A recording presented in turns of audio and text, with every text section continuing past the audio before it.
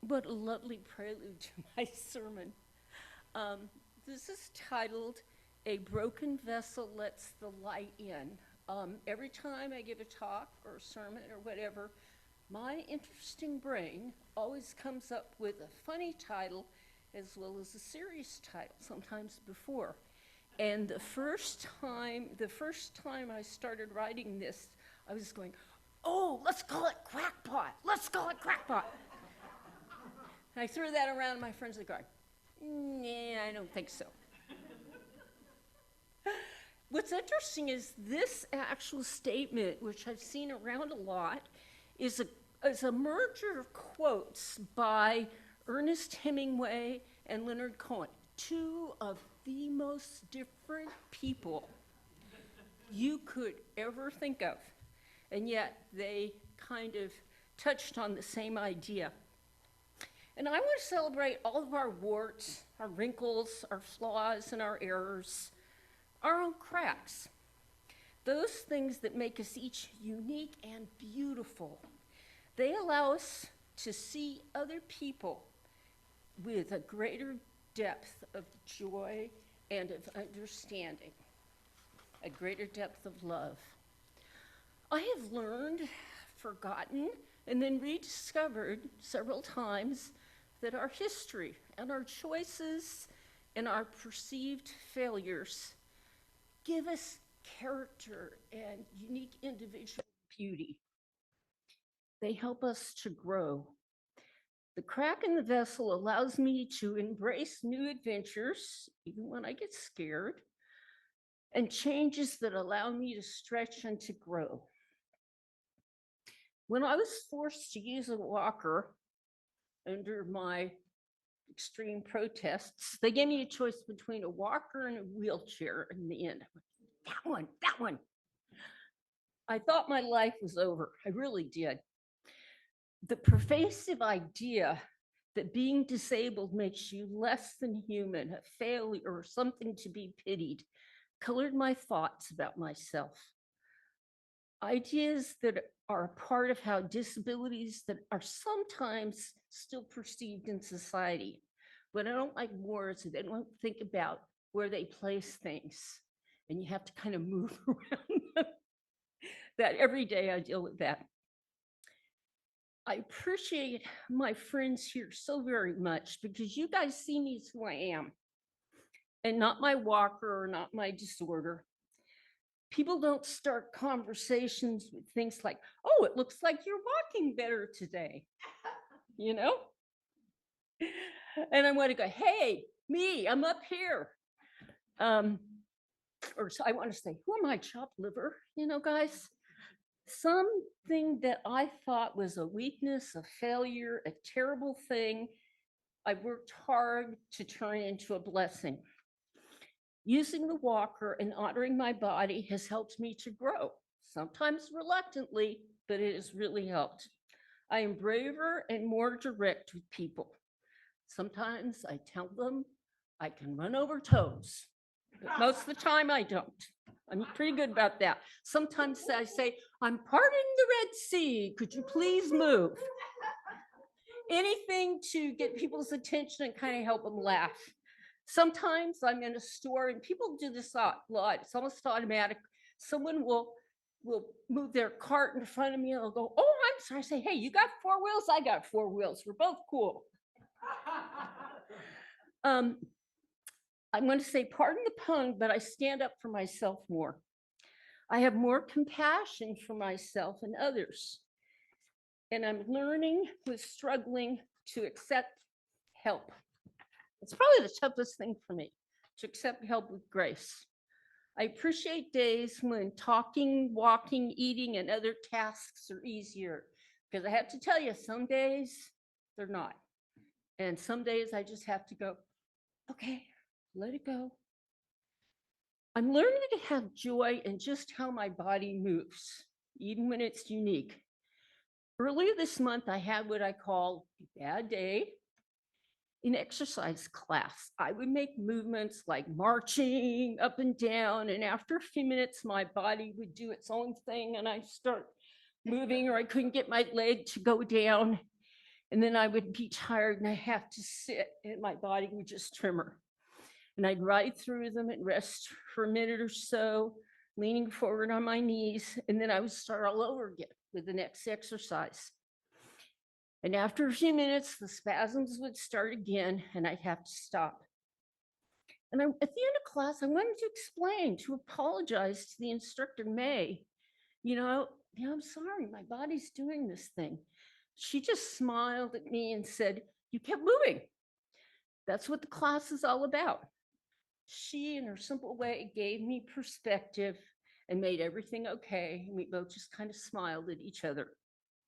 One time, years ago, in a doctor's office, I was having a pretty rough day, and I'm kind of just doing my own dance in the chair, and I was listening to an audiobook I liked. And this woman comes by and she goes, oh, that must be a really good song. You're really dancing to it. Oh, yeah, it's a great song. I'm moving. And we all have tough days. Sometimes my anxieties and fears get to me, like they do with everybody. When I can take a step back, just a simple step back, and separate myself from the feelings and just accepting them helps.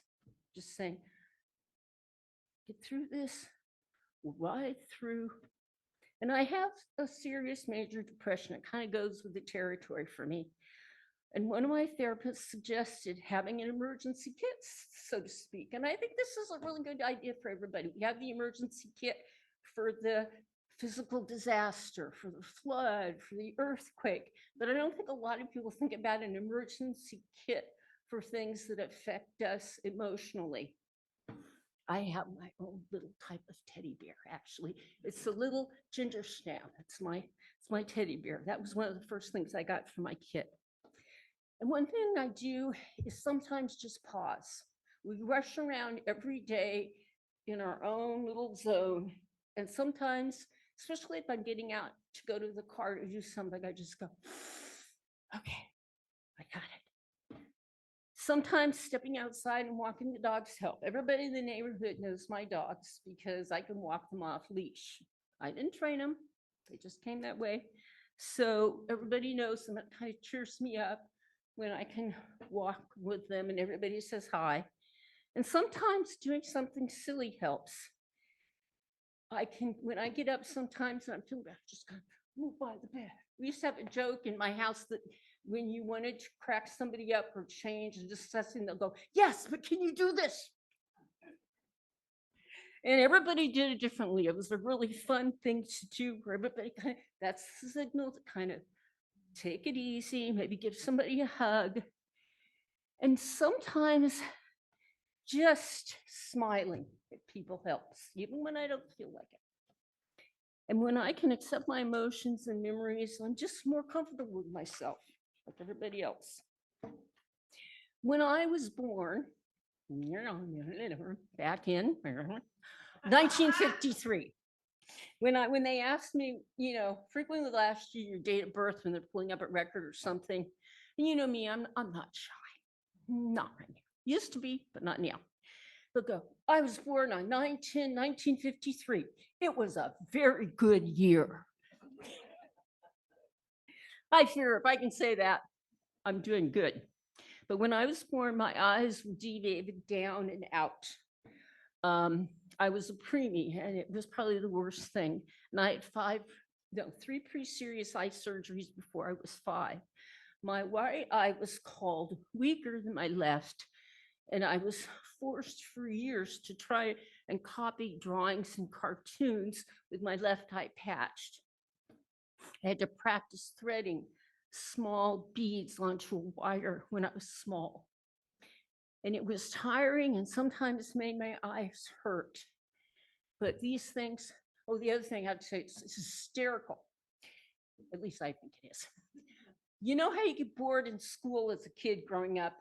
It's like, oh God, not another one of those. I would sit there, and because my eyes were bad, even with my glasses on, I could split everything. I'd split the blackboard. I'd split the teacher. And I'd sit there smiling to myself and going, hey, there's 2 of those. And, hey, there's 2. And I didn't tell anybody, but it gave me a good time. because they kept trying to get my eyes to work together, and the eyes are going, nah, not today. Anyway, what these exercises did was really to spark a creativity in me. Each time the doctors did something to improve my vision, I saw better, and my creativity took a different direction. I would finally be able to count small objects eventually, and I'd make these beautiful, because it was very hard for me to go, okay, that's 1 and 2, and made these beautiful sculptures out of these small squares that I figured out. Because both eyes started working together. Drawing, practicing using both eyes, which was kind of a victory for me, led to make easy straight lines. Everybody think a straight line is not too hard. It's still, man, I still use a ruler. I use a thing kind of straightening pictures. I do at a level. But that led to, when I was little, I used to watch my great grandmother use her feet and pedal sewing machine. And I thought that was fantastic. So when I finally figured all this stuff out, when I was about 7, I decided to make a doll bed. So I grabbed a small pillow and I took all the rags from the rag bag. It was not a good move. So I stuffed them into the doll bed and I went to the sewing machine and I made a straight seam and I was so happy and had the doll sitting in this. I mean, it looked like the Princess and the Pea. It must have been like that big. Later that day, my mom says, hey, where are all the rags? Uh-oh. My mom, without any compassion for my doll bed, ripped the thing open, took out she left me a little bit. And to my angst, she flattened most of the doll bed. So I just trudged back to that sewing machine and restitched it and kind of told the dollies it's a little flatter, but it's okay. What this led to was that I made some beautiful clothes, even costumes, and some great quilts. When I was 15, the doctors found a lens that finally allowed my unique eyes to see fine details. Everyone has a major event in their life that they remember. This was one for me. I remember looking at a tree on Market Street in San Francisco after I got out of the doctor's office with the glasses. I could clearly see the weighty edges on the leaves and the veins in each leaf for the first time. I started crying. I started at that point to find my own artistic voice and not copying others. And I've done some great artistic things since. I embroider, I do drawings, I did clothing. I've learned 2 kinds of painting, watercolor and acrylic. I've done photography forever. And I just started pottery. I made my own cup. And it does not look like the thing I did in the YMCA camp in 6th grade or 6 years old. It looks like a real cup. I carry it around the house sometimes like, I'm the queen of cups. Yeah, look at that cup. It's not perfect, doesn't have to be, but I love it. I made my own cup. I dipped it myself in the thing and put it in the kiln. A weakness that was extremely painful and frightening for me turned into a really great gift that I'm really blessed to have. And as an artist, I learned when I'm creating a painting or a drawing or another project that a mistake, or what I would call a mistake or an oops, because I always have everybody, I don't know, I can't say everybody, but when I have an idea for doing something, it's pretty clear. But I've always found that in creating something, it becomes more than my original idea did. Putting it on paper or putting it in stone or clay or whatever I'm using as a medium really changes. And when I made an oops, what it does is it usually adds to the design. I was going to bring in a picture and I forgot, but it sometimes becomes the best part of a painting. I was in a place where I was doing leaves and trees a lot. And I thought, oh, I'm going to make a little bug. No, I dropped a blob on the paper and I'm going, shit. And then I decided, oh, that'll make a nice bug. So I'm drawing in the bug. And it actually, I'm going, oh, that's kind of cool. Let me put a worm over here. And it turned out to be a great way of balancing the picture so that it actually came out a lot better.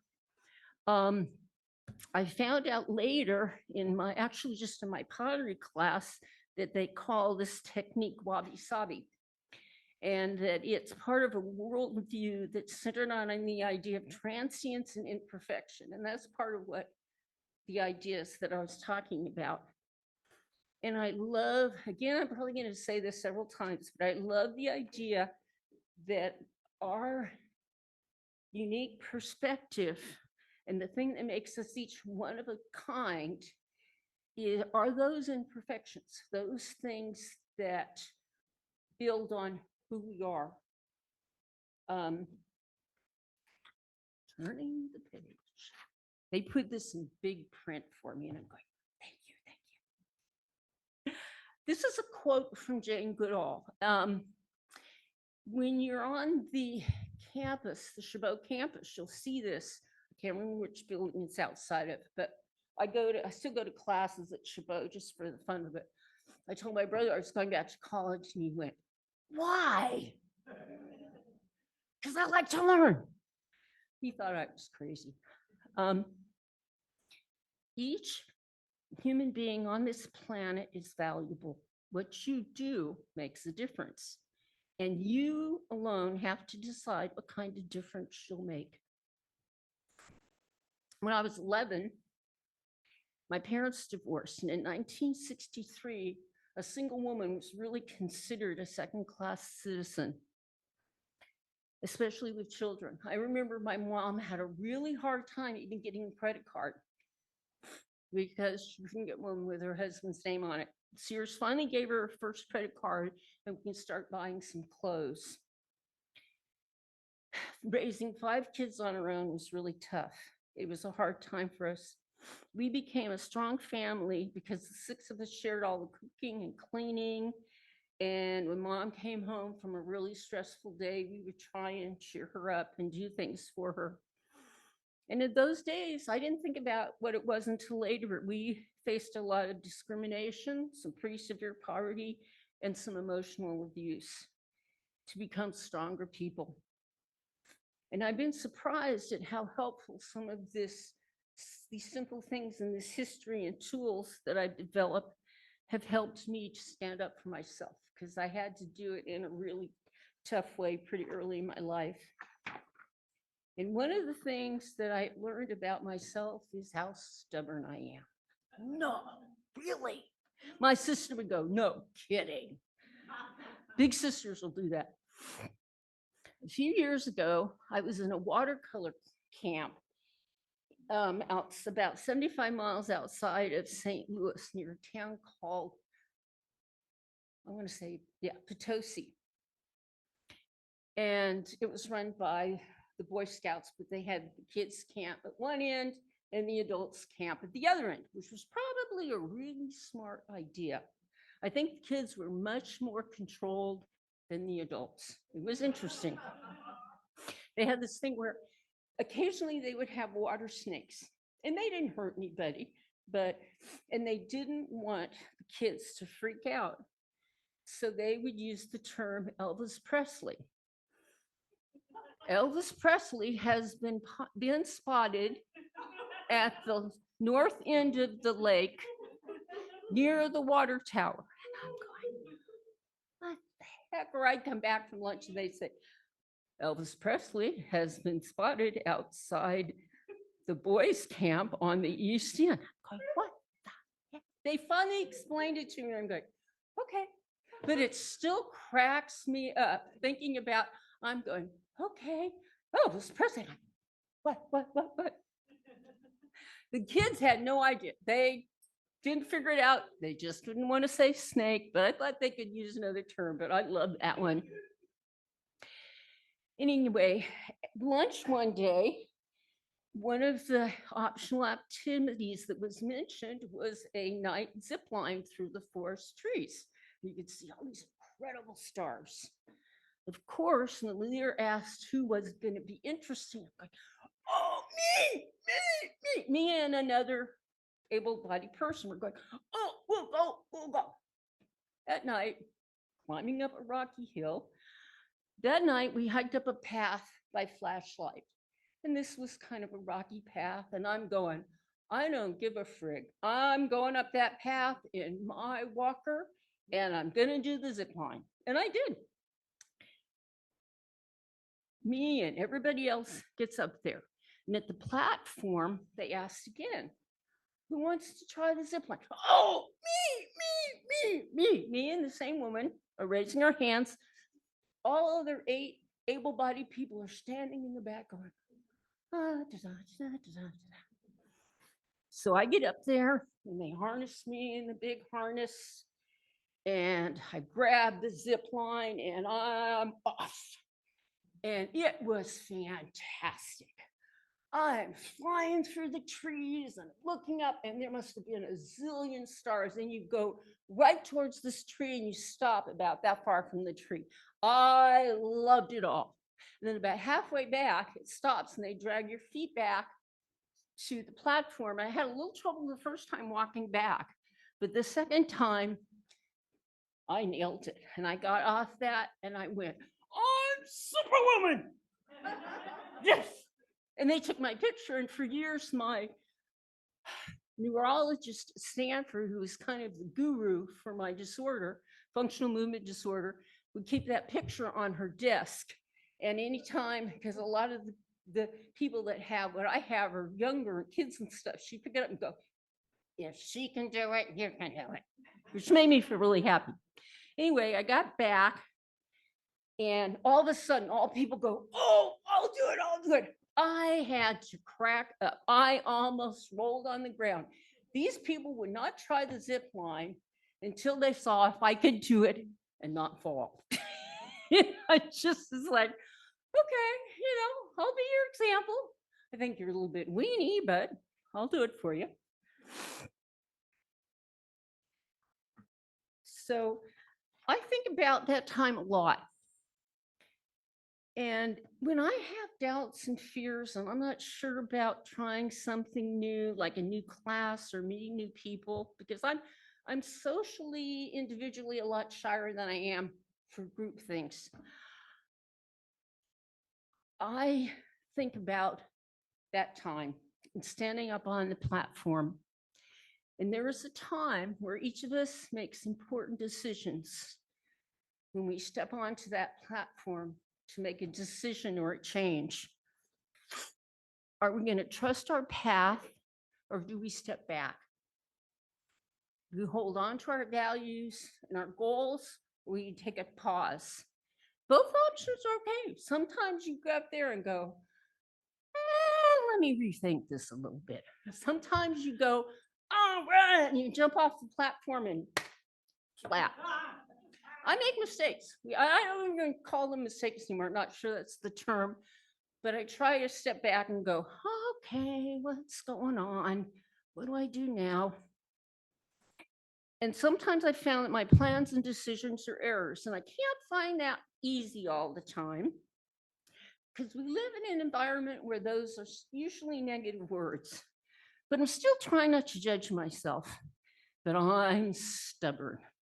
And I keep adjusting things and keeping an eye on my values and trying another way.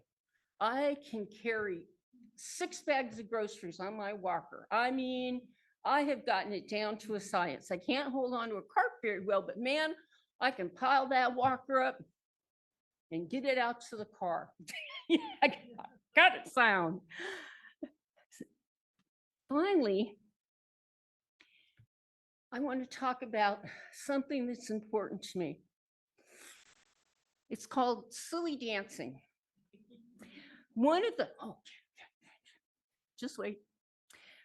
chapters in the book we read in the meditation class called How to Train a Wild Elephant encourages silly walking. The exercise asks you to think about your mood during the day and kind of rate it 1 to 10.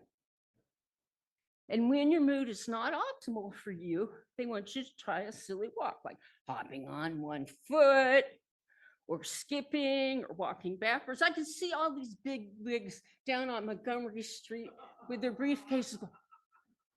Yeah, right. I always get that image.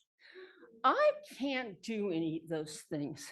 So I devised a silly dance. You kick up your heels like that. You kick up your heels and then you shake your things like your castanets. I always think of the routine in a Groucho Marx movie where they're doing a cha-cha. He's like, da, da, da, da, da, da, or I'll kick my heels up this way. And then you wiggle your butt. And then you wave your hands in the air. And I think that, it just cracks me up and cheers me up. It just does. When we did this the first time in class, I was at a Starbucks waiting for my coffee, the one near high school. And there's a whole line of cars outside. And this mom and her young son were kind of wiggling and waving at their father in the car. So I'm standing there going, da, da, da, da, da, da, da, da, da, da. Da, da, da, da, and he's laughing, and the guy in the next car's laughing, and the guy in the next car's laughing, and then the people in the restaurant are smiling, and I'm going, yeah, yeah, yeah. And I think that spontaneity, that ability to laugh at yourself, just to enjoy that time, that pause in the moment, is very important. Even when we had the exercise class I had, we practiced sitting to stand, sit to stand, and sit to stand. I am really cool at it. I did 30 of them in PT last week, but I like to add the wiggle butt. Just created it. So about halfway down, when you're supposed to pause to strengthen your legs, I'm going to wiggle, wiggle, wiggle, wiggle, wiggle. They have incorporated it into the class. So now the teacher's going, okay, we're going to do the pause on the fourth, and you can wiggle your butt if you want. And you see this whole room of people that are 70, 80, 90, and about half of them are halfway down going, I'm wiggling. Anyway, I want everybody, all of us, to remember that each one of us is unique and special and terrific, just in your own way. And I end with a quote that I love. What are you going to make of your wild and crazy life? And I want to thank everybody for sharing this time with me. I really do appreciate it.